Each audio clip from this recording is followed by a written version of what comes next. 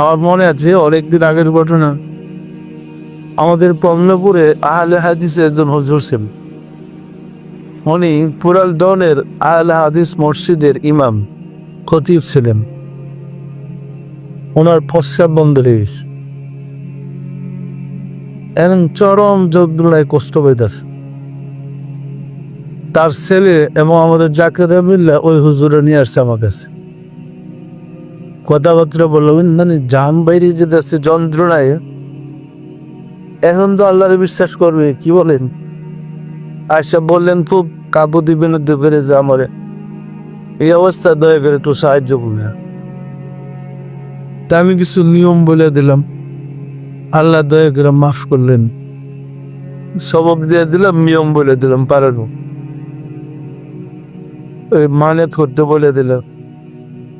একদিন বাসায় গিয়ে আল্লাহ সাহায্য করছে, একদম সুস্থ ভালো হয়ে গেছে। ভালো হওয়ার পরে কয়েকদিন গেছে পরে যে জাকির নিয়ে আসছিল, সে গিয়া বলল, হুজুর আবার দেখা করতে যাবেন না? মানত আদায় করবেন না? বলল, সারা জীবন পীরের বিরোধিতা করলাম, মৃত্যুর আগে আবার পীরের পক্ষে গিয়ে এই মান্ডা নষ্ট করবো না। তখন বলবে যে তখন যে গিয়া তরিকে নিয়ে আসো, আর দ্বন্দ্ব বিপদে পড়ছিলাম, এখন কি ইমান নষ্ট করবো? মানে হুজুর আর ইমান নষ্ট করবো না বলার পরই আবার রোগ সরে গেছে। কিন্তু এই রোগ তার চিরবিদায় রোগ। একবার আর এক সপ্তাহ সময় বানিয়ে দুনিয়াতে থাকার সে বিদায়। পরিষ্কার না? পরিষ্কার না?